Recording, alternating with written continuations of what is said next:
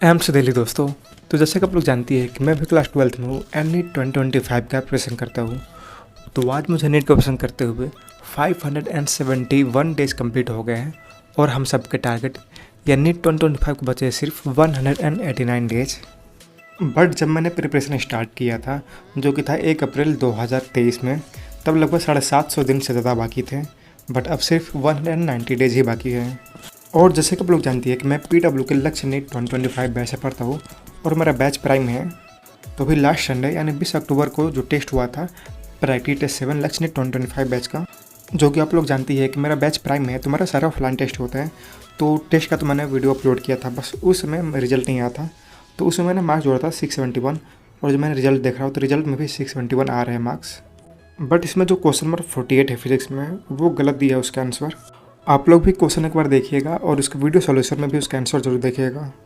तो मैंने संडे को टेस्ट देकर लक्ष्य 2025 बैच में भी सबमिट कर दिया था, तो उसमें मेरे 138 रैंक आई है और टोटल 8000 बच्चों ने पेपर दिया था। तो स्टार्टिंग में तो बहुत बचे थे, 40-50 हज़ार बचे थे, बट लास्ट टेस्ट तक आते आते 4-5 हज़ार बच्चे ही बचाते हैं। तो अभी 8000 बच्चे टेस्ट दे रहे हैं और फर्स्ट रैंक का हमेशा की तरह 720 नंबर ही है और 10 तक आते आते 701 नंबर हो गए हैं। और अगर बात करूँ मेरे मेन बैच में यानी मेरा बैच प्राइम है तो मेरे सारे टेस्ट ऑफलाइन होते हैं। तो उसमें ये टेस्ट था VPD OMR टेस्ट 13 और आप लोग मेरा OMR देख भी सकते हैं। तो ये तो VPD का टेस्ट है यानी जो बैच प्राइम होता है, तो उसमें मेरा रैंक 1 आया है। और इस बार OMR भरने में कोई गलत नहीं हुआ है, क्योंकि हर बार OMR फिल करने में 1-2 क्वेश्चन इधर उधर फिल हो जाते हैं और वो गलत हो जाता है। बट अब OMR पे भी अच्छी प्रैक्टिस हो गई है, टाइम थोड़ा कम लगता है भरने में और सारे OMR सही ही भरते हैं। तो अभी ये तो टेस्ट खत्म हो गया और इसके बाद जो नेक्स्ट टेस्ट आएगा वो तो एक बोर्ड पैटर्न का टेस्ट नंबर 2 है।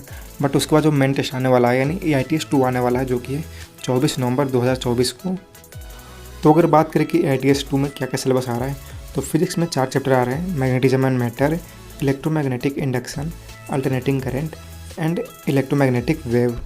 तो उसमें से एक तो बड़ा चैप्टर है EMI और बाकी 2 मॉडरेट चैप्टर है और एक छोटा चैप्टर है EM वेव। और अगर केमिस्ट्री में बात करें तो अल्कोहल, ईथर, फिनॉल आ रहा है, एल्डिहाइड, कीटोन आ रहा है, अमीन आ रहा है, 3 चैप्टर आ रहा है। और बॉटनी में प्रिंसिपल ऑफ इनहेरिटेंस आ रहा है और फिर microbe in human welfare 2 chapter आ रहे हैं। और जूलॉजी में human health and disease and biotechnology principle and process 2 chapter आ रहे हैं। तो अभी AITS 2 आने में तो लगभग 1 महीने हैं, बट अगर हम अभी से उसके लिए प्रैक्टिस करें तो डेफिनेटली बहुत अच्छे से उसका प्रिपरेशन हो जाएगा। क्योंकि मैक्सिमम लोग के केस में ये होता है कि वो टेस्ट के 1 हफ्ते पहले जब सिलेबस आता है तब वो टेस्ट का प्रिपरेशन स्टार्ट करते हैं, जिसके चक्कर में अच्छे से प्रिपरेशन नहीं हो पाता है। बट वही अगर आप जो टेस्ट अगर हो गया उसके बाद जो टेस्ट आने वाला है उसी डे से उसके लिए प्रिपरेशन करने लगे, 2 हफ्ते पहले से ही प्रिपरेशन करने लगे, तो आप अच्छे से उसके लिए प्रिपरेशन कर लेते हैं। और भी AITS 2 के लिए तो लगभग 1 महीने से ज़्यादा टाइम है और यही मैंने भी ट्राई किया था अपने लास्ट टेस्ट में, तो उसकी वजह से मार्क्स थोड़ा अच्छे आते हैं। तो आप भी ऐसा ट्राई कर सकते हैं, लाइक जो भी टेस्ट आने वाला है उसका पूरा सिलेबस लिखिए, कितने लेक्चर उसमें लिखिए, पूरा आप कैसे उसको रिवीजन करने वाले वैसे लिखिए और डेली कुछ ना कुछ 2-3 लेक्चर 4-5 लेक्चर का रिवीजन करते रहिए। आप बायो आराम से आधे घंटे में 4-5 लेक्चर का रिवीजन कर सकते हैं और 1 घंटे में 2-3 लेक्चर का रिवीजन कर सकते हैं फिजिक्स में। तो जब आप डेली बेसिस पे अपना सिलेबस डिवाइड करेंगे और डेली 2 से 3 घंटे उसमें देंगे आने वाले टेस्ट के लिए, तो डेफिनेटली आपको टेस्ट अच्छा जाएगा। बट इस पॉइंट पे मैक्सिमम स्टूडेंट ये गलती कर देते हैं कि वो जो आने वाला टेस्ट है उसी के लिए बस रिवीजन करते हैं और करंट का लेक्चर स्किप करने लगते हैं और ज़्यादा रिवीजन नहीं करते हैं, जिसकी वजह से ये टेस्ट तो अच्छा हो जाता है बट जो आगे वाला आने वाला टेस्ट होता है इस करंट सिलेबस का वो बेकार हो जाता है। तो आपको पहले तो जो करंट में चल रहा है सारे लेक्चर देखने हैं, उसका अच्छे से रिवीजन करना है, साथ में करते रहना है, फिर टाइम निकाल के आने वाले टेस्ट के लिए रिवाइज करना है, जिससे कि आपका अभी का नुकसान ना हो और जो आगे वाले टेस्ट में अभी का सिलेबस आएगा वो भी अच्छे से होते रहें। और जिसके लिए आपको डेली बेसिस पे अपनी प्लानिंग करनी रहनी है। मिनिमम आपको 15 मिनट तो अपने प्लानिंग में देना ही है कि अपना टू डू लिस्ट बनाना है। और आपको स्क्रीन पे एक मेरा टू डू लिस्ट का फ़ोटो दिख रहा होगा, उससे आप कुछ आइडिया ले सकते हैं और अपना उसके हिसाब से अपना टू डू लिस्ट बना सकते हैं। जैसे कि आप सबसे ऊपर दे सकते हैं करंट रिवीजन, तो इसमें जो भी आप करंट में चल रहा है, आपका जो भी सिलेबस चल रहा है, आपके 4 सब्जेक्ट चल रहे होंगे और चारों में जो भी चल रहा है जिसका भी आपका लेक्चर हो रहा है, लाइक अगर इवोल्यूशन का लेक्चर नंबर 4 आने वाला है तो आप लेक्चर नंबर 1, 2, 3 आप डेली बेसिस पे उसको रिवाइज करते रहेंगे। फिजिक्स केमिस्ट्री में तो उतना नहीं होगा, तो फिजिक्स केमिस्ट्री में आप लास्ट का 2-3 लेक्चर लेकर चलते रहेंगे हमेशा, वो आपका करंट रिवीजन में हो जाएगा।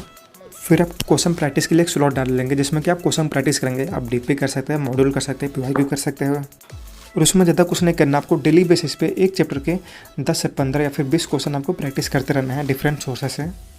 पहले तो क्लास का क्वेश्चन तो करना ही है, फिर आपको टिप भी करना है, फिर अगर टाइम मिला तो मॉडल भी कर सकते हैं। फिर आपको एक टेस्ट का रिवीजन दिख रहा होगा, तो जो नेक्स्ट टेस्ट आने वाला है उसके लिए आप रिवाइज कर सकते हैं। और सेम इसमें भी आप ऐसा ट्राई कर सकते हैं कि लाइक अगर आपको बायोटेक 2 रिवीजन करना है तो बायोटेक 2 डालिए और लेक्चर नंबर 2 लेक्चर नंबर 3 डालिए, तो वो 2 लेक्चर का आप उस दिन रिवीजन करेंगे। जैसे टेस्ट में मैग्नेटिज्म मैटर आ रहा है तो आप मैग्नेटिज्म मैटर का चैप्टर डालेंगे और lecture number 1 and lecture number 2 उसमें डाल देंगे, तो जिससे कि अगर आप नोट्स बनाए तो नोट्स का अच्छे से उसका रिवाइज कर लेंगे।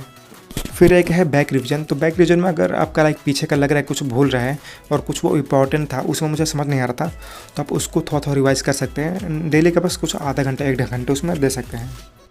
फिर आपको 20 मिनट फिजिक्स, 20 मिनट केमिस्ट्री और 20 मिनट बायोलॉजी दिख रहा होगा, तो उसमें आप अपने शॉर्ट नोट्स की रिवाइज कर सकते हैं, क्योंकि शॉर्ट नोट्स होते ही इसलिए है कि आप कम टाइम में उसको चैप्टर को अच्छे से रिवाइज कर रहे हैं। तो अगर आप डेली के मिनिमम 20 मिनट भी दे रहे हैं तो आपका डेली का आधा चैप्टर कंप्लीट होगा एक सब्जेक्ट में। तो फिजिक्स एंड केमिस्ट्री में आप शॉर्ट नोट्स रिवाइज कर सकते हैं और जूलॉजी में आप जूलॉजी बॉटनी में आप एनसीईआरटी की रीडिंग कर सकते हो उस 20 मिनट में। और ऐसा आप ट्राई करके देखिएगा, आपको एक ही हफ्ते में बहुत ही ज़्यादा चैप्टर का रिवीजन हो जाएगा। अब 20 मिनट का टाइमर लगाइए, एनसीईआरटी लीजिए या फिर एक चैप्टर का शॉर्ट नोट्स लीजिए और उसको रिवाइज करते रहिए। कम से कम आधा चैप्टर तो कंप्लीट हो ही जाएगा और ऐसे करते करते एक हफ्ते में लगभग आपके 7 से 8 चैप्टर कंप्लीट हो जाएंगे। फिर आके वीडियो लेक्चर का सेशन बनाइए जिसमें आपका डेली का लाइव लेक्चर या फिर कोई समरी लेक्चर होगा, कोई पहले का लेक्चर हो गया, और फिर एक क्लास 11 के रिवीजन के लिए डाल सकते हैं। और क्लास 11 के रिवीजन में मैं मेनली अभी बायो का रिवीजन कर रहा हूँ, क्योंकि बायो रिवाइज करना थोड़ा इजी है। तो मैं अभी जो जब तक मेरा 12 का सिलेबस चल रहा है उसमें मैं अपने बायो को थोड़ा 11 के स्ट्रॉन्ग कर लूँगा, और फिर जब सिलेबस कंप्लीट होगा और सर लोग खुद अपना क्लास 11 का रिवीजन स्टार्ट करेंगे, एमआर से रिवीजन स्टार्ट करेंगे और केमिस्ट्री में भी रिवीजन स्टार्ट होगा, तो उसमें मैं क्लास 11 का केमिस्ट्री एंड फिजिक्स अच्छे से रिवाइज करते रहूँगा। तो ये वीडियो बहुत ज़्यादा लंबा हो गया। अगर आपको ये वीडियो अच्छा लगा हो और जो ऐसा मैंने सजेस्ट किया टू डू लिस्ट बनाना, अगर आपको वैसा इफेक्टिव लग रहा है, अगर उससे आपको कुछ हेल्प लग रही है तो आप कमेंट करके ज़रूर बताइएगा। तो अभी लक्ष्यनेट 1.0 बैच को स्टार्ट हुए तो लगभग 6 महीना 6.5 महीने हो चुके हैं और अब सिलेबस पूरा एकदम ट्रैक पे चल रहा है। और इनफैक्ट बॉटनी का सिलेबस तो टाइम से 1 महीने पहले ही कंप्लीट हो गया है। तो ऐसा तो लग रहा हो कि उस सर ने लेक्चर कम लिए, बट मैंने मैच किया लाइक बॉटनी में लगभग 70 लेक्चर लगे हुए हैं सिलेबस कंप्लीट होने में, और जूलॉजी का अभी तक 55 लेक्चर हुए हैं। और ऐसा देखा है तो दोनों सब्जेक्ट को वीक में 2 ही लेक्चर मिलते हैं, तो नहीं दोनों का लेक्चर सेम होना चाहिए।